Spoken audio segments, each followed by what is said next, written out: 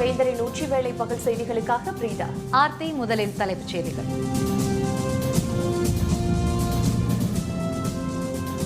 BA B.Ed ஒருங்கிணைந்த 4 ஆண்டு படிப்பு அறிமுகம். முதல்வர் ஜெயலலிதா அறிவிப்பு.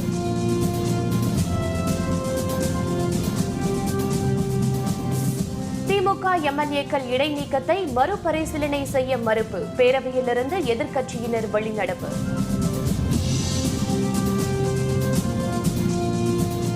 முப்பதாம் தேதி வரை சட்டப்பேரவை புறக்கணிப்பு. 10 திமுக MLA-க்கள் முடிவு.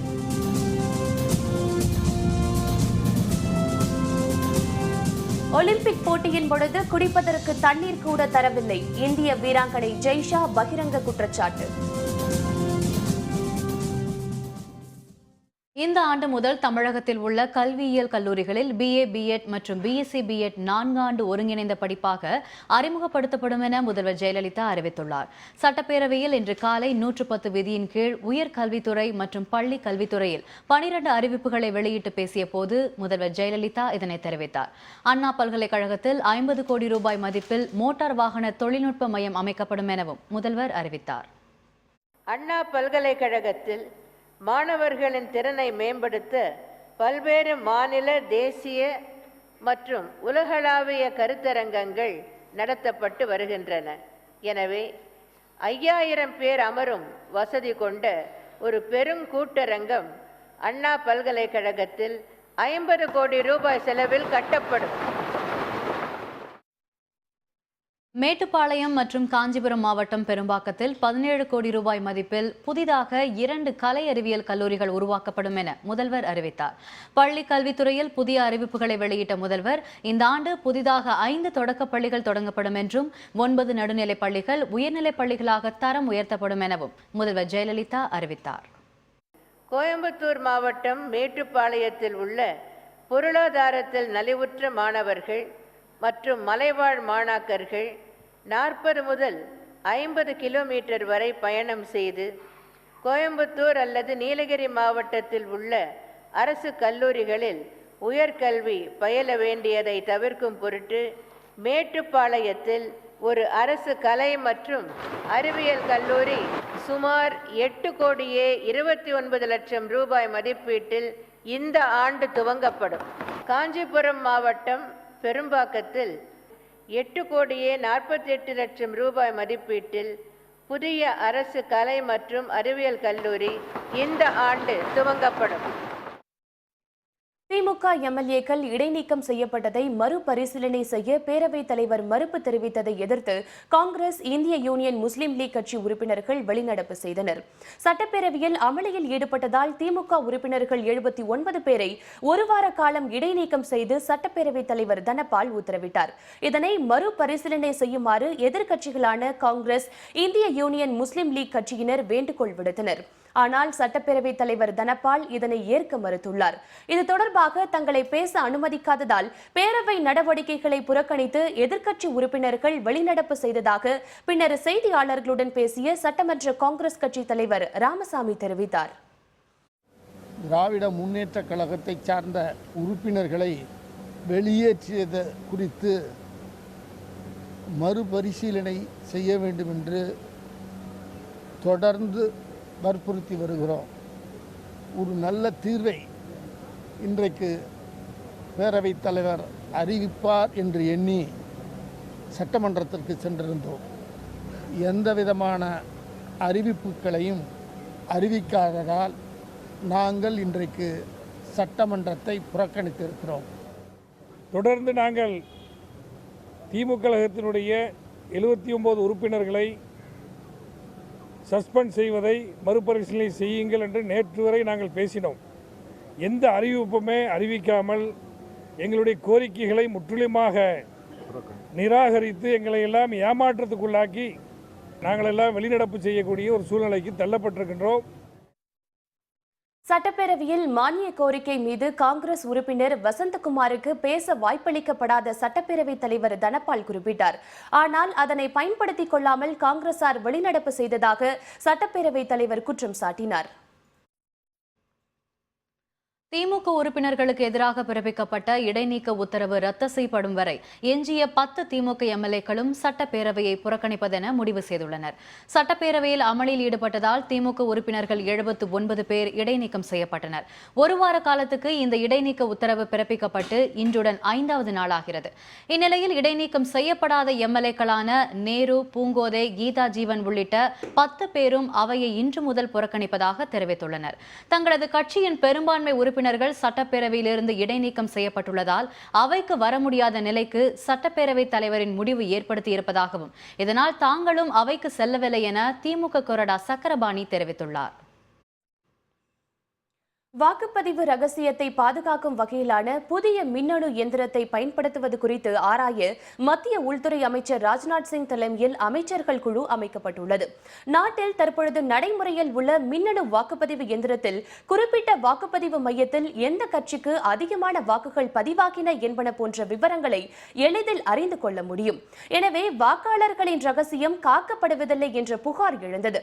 இதனையடுத்து கடந்த 2008ஆம் ஆண்டு டோட்டலைசர் என்ற கருவியை பயன்படுத்த தேர்தல் ஆணையம் பரிந்துரைத்தது. இதன் மூலம் வாக்குகள் பதிவான விதம் வெளியாகாது என தெரிவிக்கப்பட்டது. இவ்விவகாரம் மத்திய அரசிடம் நிலுவையில் இருந்தது.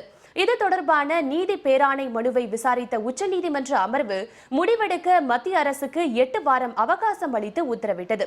இந்நிலையில் புதிய மின்னணு வாக்குப்பதிவு இயந்திரம் பயன்படுத்துவது தொடர்பாக ஆலோசிக்க உள்துறை அமைச்சர் ராஜ்நாத் சிங் தலைமையில் அமைச்சர்கள் அருண் ஜேட்லி, மனோகர் பாரிக்கர், நிதின் கட்கரி, ரவிசங்கர் பிரசாத் ஆகியோர் கொண்ட குழுவை மத்திய அரசு அமைத்துள்ளது.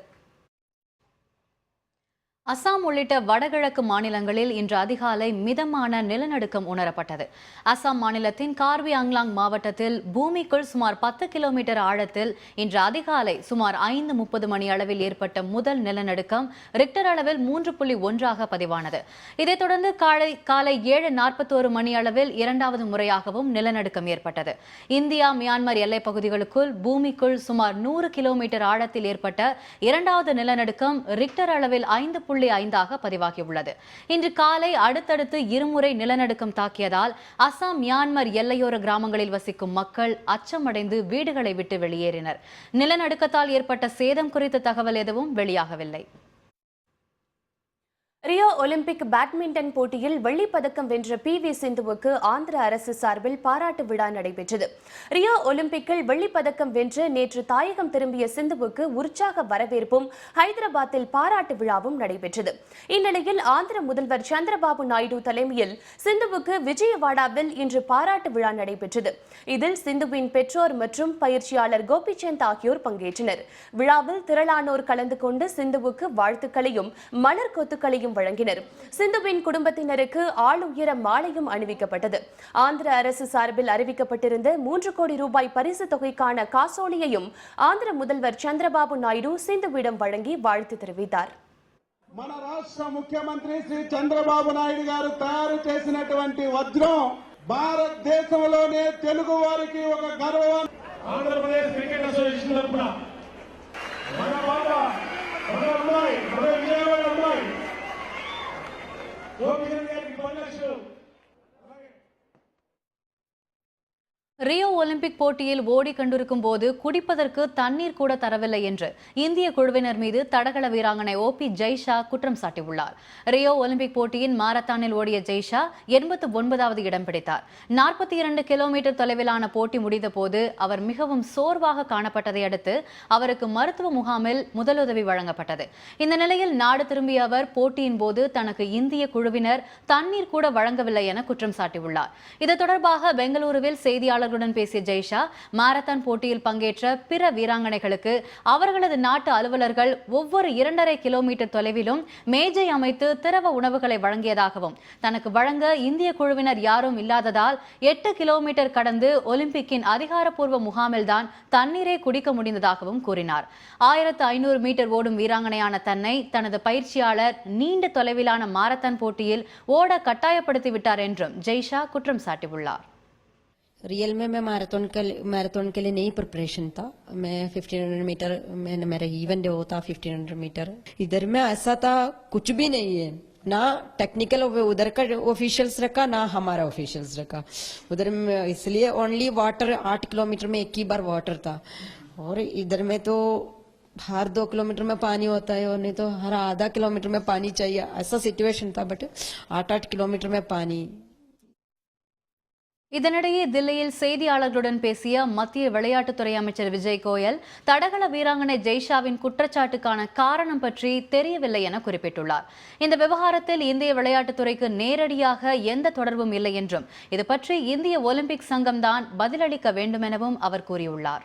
मैं समझता हूं कि आईओए जो हमारी Olympic association, Indian Olympic association है, वो इन सब चीज़ों का ध्यान रखती है और इसके साथ साथ जो फेडरेशन है, और अगर ध्यान नहीं रखा गया तो उसका क्या कारण है कि इसमें ध्यान नहीं रखा गया है. மென்பொறியாளர் உமா மகேஸ்வரி கொலை வழக்கு மூவரின் ஆயுள் தண்டனையை உறுதி செய்தது உயர்நீதிமன்றம். விவரம் விளம்பர இடைவேளைக்கு பிறகு.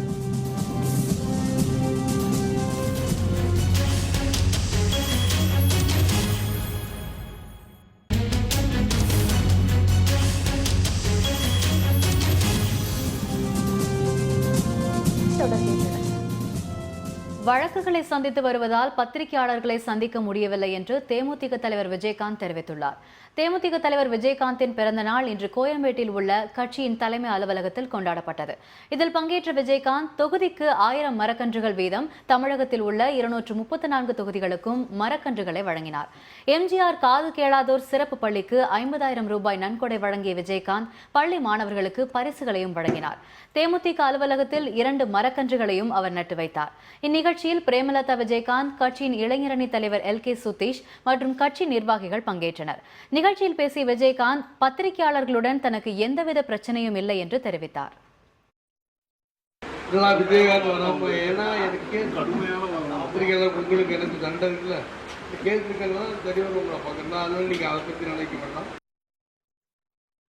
சென்னை மென்பொறியாளர் உமா மகேஸ்வரி கொலை வழக்கில் 3 பேருக்கு விதிக்கப்பட்ட ஆயுள் தண்டனையை சென்னை உயர்நீதிமன்றம் உறுதி செய்துள்ளது. கடந்த 2014 பிப்ரவரி 13ஆம் தேதியன்று சிறுச்சேரி அருகே மென்பொறியாளர் உமா மகேஸ்வரி கடத்தி சென்று கொலை செய்யப்பட்டார். இது தொடர்பாக மேற்கு வங்கத்தை சேர்ந்த உத்தம் மண்டல், உஜ்ஜல் மண்டல், ராஜ் மண்டல் ஆகிய 3 பேரும் கைது செய்யப்பட்டனர். விசாரணையில் இவர்கள் குற்றவாளிகள் என உறுதி செய்யப்பட்டதை அடுத்து இவர்களுக்கு காஞ்சிபுரம் மாவட்ட மகளிர் நீதிமன்றம் ஆயுள் தண்டனை விதித்தது. இதனை எதிர்த்து 3 பேரின் சார்பில் சென்னை உயர்நீதிமன்றத்தில் மனு தாக்கல் செய்யப்பட்டது. இந்த மனுக்களை விசாரித்த உயர்நீதிமன்றம் மென்பொறியாளர் உமா மகேஸ்வரி கொலை வழக்கில் 3 பேருக்கு விதிக்கப்பட்ட ஆயுள் தண்டனையை உறுதி செய்தது. உமா மகேஸ்வரியின் குடும்பத்தினருக்கு 4 மாதங்களுக்குள் 2 லட்சம் ரூபாயை இழப்பீடாக வழங்க வேண்டும் எனவும் காஞ்சிபுரம் மாவட்ட காவல் கண்காணிப்பாளருக்கு உத்தரவிட்ட நீதிபதிகள் மேல்முறையீட்டு மனுக்களை தள்ளுபடி செய்தனர். பிஎட் படிப்புக்கான 2ஆம் நாள் கலந்தாய்வில் இன்று தமிழ், ஆங்கிலம் ஆகிய பாடப்பிரிவுகளுக்கான மாணவர் சேர்க்கை நடைபெற்று வருகிறது. சென்னை திருவல்லிக்கேணி லேடி வெலிங்டன் கல்வியியல் நிறுவனத்தில் நடைபெறும் இந்த கலந்தாய்வில் நேற்று மாற்றுத்திறனாளிகள், முன்னாள் ராணுவத்தினர் மற்றும் SC/ST பிரிவினர் பங்கேற்றனர். இந்நிலையில் இன்றைய 2ஆம் நாள் கலந்தாய்வில் தமிழ், ஆங்கிலம் ஆகிய பாடங்களுக்கு விண்ணப்பித்துள்ள மாணவர்கள் பங்கேற்றுள்ளனர். நாளை கணிதவியல், கணினி பொறியியல் உள்ளிட்ட பாடப்பிரிவுகளுக்கான மாணவர் சேர்க்கை நடைபெறவுள்ளது. இதனிடையே BE, BTech பட்டதாரிகள் பிஎட் படிப்பில் சேர 20% இடஒதுக்கீடு வழங்கப்பட்டுள்ளது. இவர்களுக்கான கலந்தாய்வு நாளை நடைபெற உள்ளது. நான் BA தமிழ் முடிச்சிருக்கேன். நான் ஒரு சிறந்த தமிழ் ஆசிரியர் ஆகணும் அப்படிங்கிறது என்னோட விருப்பம். கண்டிப்பாக நல்லாசிரியர் விருதும் நான் பெறுவேன் அப்படிங்கிறதும் நம்பிக்கை இருக்குது. நான் பிஎட் கவுன்சிலிங்க்கு அப்ளை பண்ணியிருந்தேன். நான் மேஜர் தமிழ். எனக்கு பிஎட் படிக்கணும்னு ஆசை. நான் ஒரு நல்ல தமிழ் டீச்சர் ஆகணும்னு விரும்பினனால பிஎட் கவுன்சிலிங் போட்டேன். நான் நினச்ச மாதிரி எனக்கு பிடிச்ச காலேஜ் கிடைக்கும் நம்பிக்கை எனக்கு இருக்குது. சின்ன வயசுலேருந்து ஒரு ஹீரோயின் பார்க்குறத விட நம்ம டீச்சர்ஸ் பார்த்து வளர்கிறதா ரொம்ப அதிகம். அப்படி ஒரு ஐடியலாக ஒரு நல்ல டீச்சராக, ஒரு ஆசிரியராக வரணுன்றதுக்காக இந்த கலந்தாய்வுக்கு வந்தேன். நான் நினச்ச மாதிரியே என்னோட இடத்துலையே, எங்கள் ஊர்லேயே எனக்கு கிடைச்சதில் ரொம்ப பெரிய சந்தோஷம். நாமக்கல் மாவட்டம் ராசிபுரத்தில் சீரற்ற குடிநீர் விநியோகத்தை கண்டித்து மக்கள் சாலை மறியலில் ஈடுபட்டதால் போக்குவரத்து பாதிக்கப்பட்டது. ராசிபுரம் 16வது வார்டில் கடந்த சில நாட்களாக குடிநீர் விநியோகம் செய்யப்படவில்லை என்று கூறப்படுகிறது.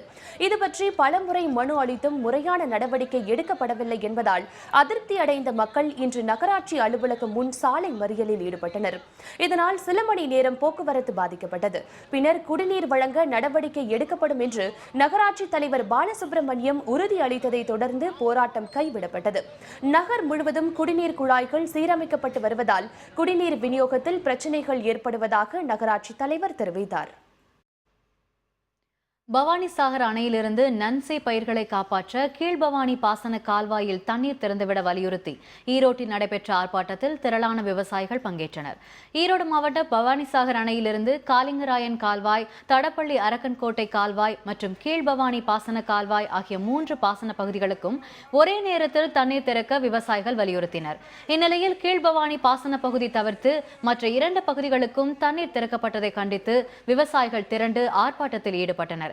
ஈரோட்டில் நடைபெற்ற இந்த ஆர்ப்பாட்டத்தில் பங்கேற்ற விவசாயிகள் தவறான நீர் நிர்வாகம் காரணமாக விவசாயிகளிடையே மோதலை ஏற்படுத்த முயல்வதாக குற்றம் சாட்டினர். கீழ்பவானி பாசன பகுதிக்கு உடனடியாக தண்ணீர் திறக்கவும் அவர்கள் வலியுறுத்தினர்.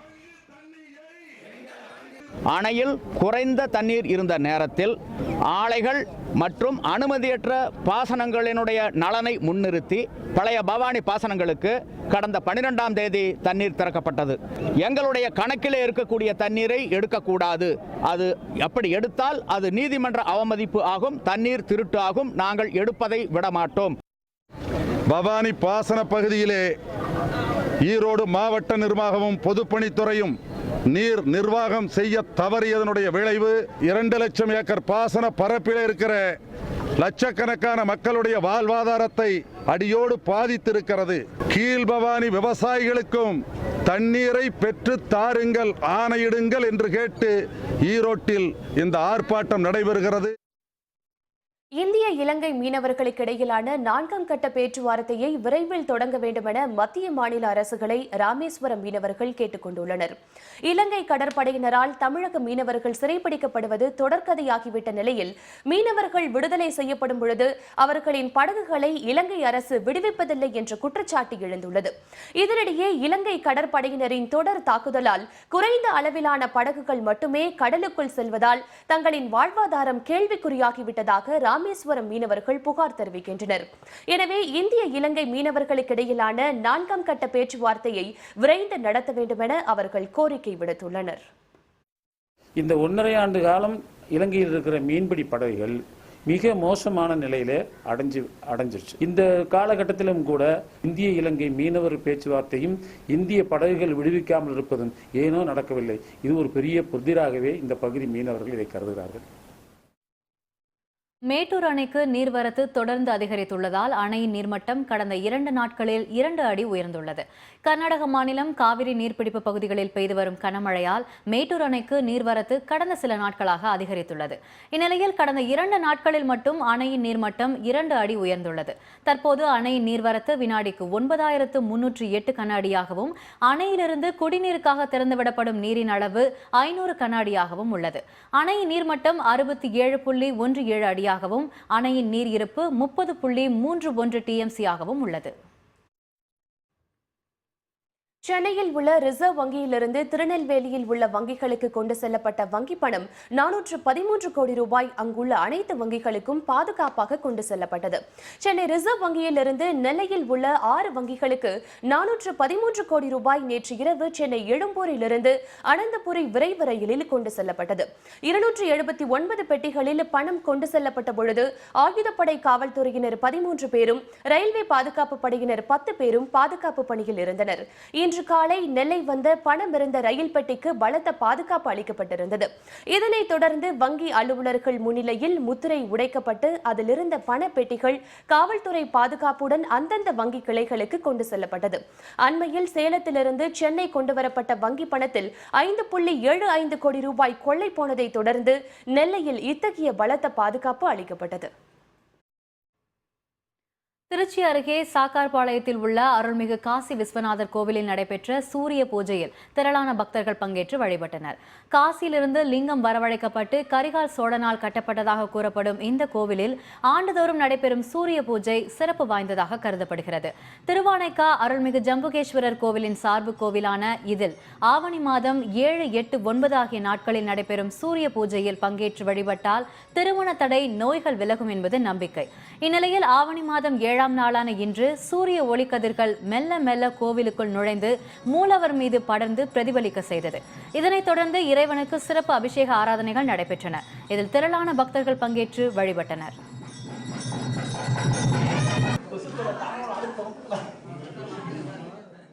சூரிய பூஜையானது சிறப்பான முறை நடைபெற்று வருகிறது. சூரிய ஒளியானது சுவாமி நெற்றியில் திலகம் போல் காட்சியளித்து பக்த கோடிகளெல்லாம் காட்சி கொடுத்தார்.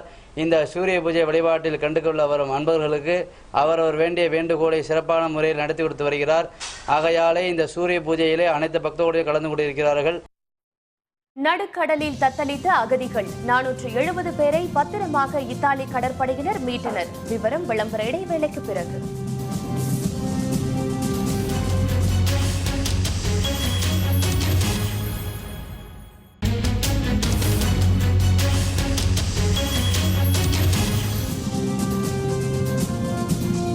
செய்திகள் தொடர்கின்றன.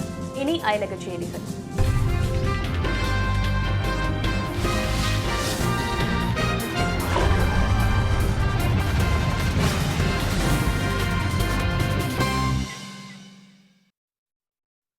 இத்தாலி லிபியா கடல் பகுதியில் உயிருக்கு ஆபத்தான நிலையில் பயணித்த 470 அகதிகளை கடலோர காவல்படையினர் பத்திரமாக மீட்டனர். உள்நாட்டு போர் உள்ளிட்ட பல்வேறு காரணங்களால் சிரியா மற்றும் ஆப்பிரிக்க நாடுகளைச் சேர்ந்த அகதிகள் ஐரோப்பாவில் தஞ்சமடைந்து வருகின்றனர். இவர்கள் ஆபத்தான நிலையில் கடல் வழியாக பயணம் மேற்கொள்கின்றனர். இவ்வாறு லிபியா இத்தாலி கடற்பகுதியில் சிக்கி தவித்த 470 அகதிகளை இத்தாலி கடலோர காவல்படையினர் பத்திரமாக மீட்டனர். மீட்கப்பட்ட அகதிகள் அனைவரும் சிசிலியில் உள்ள போசாலா துறைமுகத்திற்கு அழைத்து வரப்பட்டனர். பின்னர் அவர்களுக்கு மருத்துவ பரிசோதனை மேற்கொள்ளப்பட்டு உணவுப் பொருட்கள் வழங்கப்பட்டன. கடந்த ஒரு வாரத்தில் மட்டும் 2000க்கும் அதிகமான அகதிகளை இத்தாலி கடலோர பாதுகாப்பு படையினர் மீட்டுள்ளது குறிப்பிடத்தக்கது.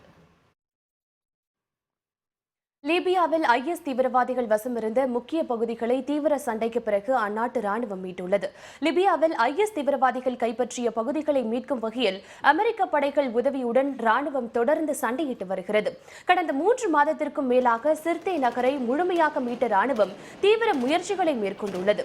சில நாட்களுக்கு முன்பு அல் ஜாஃப்ரான் உள்ளிட்ட முக்கிய பகுதிகளை மீட்ட ராணுவத்தினர் தொடர்ந்து முன்னேறி வருகின்றனர். ராணுவத்தினரின் பலமுனை தாக்குதலை எதிர்கொள்ள முடியாமல் IS தீவிரவாதிகள் தப்பி ஓடினார்கள். பஃபாரான் IS தீவிரவாதிகளின் சிறைச்சாலைகள் மற்றும் ரிபாத்தில் உள்ள மசூதி உள்ளிட்ட பகுதிகளை ராணுவத்தினர் மீட்டுள்ளனர்.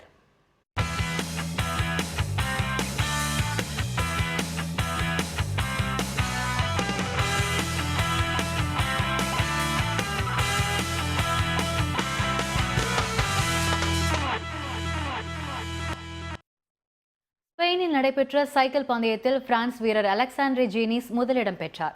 வோல்டா ஆஃப் ஸ்பெயின் சைக்கிள் பந்தயத்தின் 3வது சுற்று போட்டி மெரினில் இருந்து மிராடார் டே எசாரோ வரை நடைபெற்றது.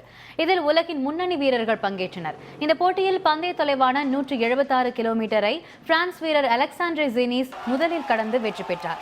மலைப்பகுதிகளை உள்ளடக்கிய பந்தய தொலைவை 4 மணி 28 நிமிடங்கள் 36 வினாடிகளில் அவர் கடந்தார். இவருக்கு அடுத்தபடியாக ஸ்பெயின் வீரர் ரூபன் பெர்னாண்டஸ் 2வது இடத்தையும் மற்றொரு ஸ்பெயின் வீரர் அலெசாண்ட்ரோ வல்வர்தே 3வது இடத்தையும் பிடித்தனர்.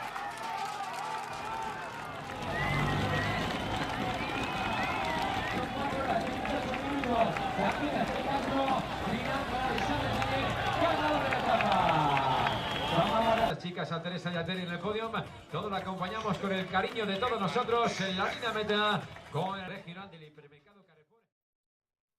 மீண்டும் தலைப்புச் செய்திகள். BA B.Ed ஒருங்கிணைந்த 4 ஆண்டு படிப்பு அறிமுகம். முதல்வர் ஜெயலலிதா அறிவிப்பு.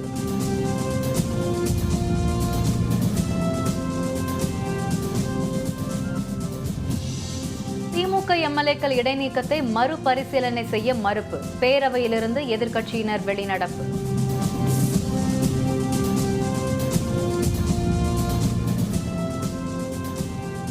முப்பதாம் தேதி வரை சட்டப்பேரவை புறக்கணிப்பு. 10 திமுக MLA-க்கள் முடிவு.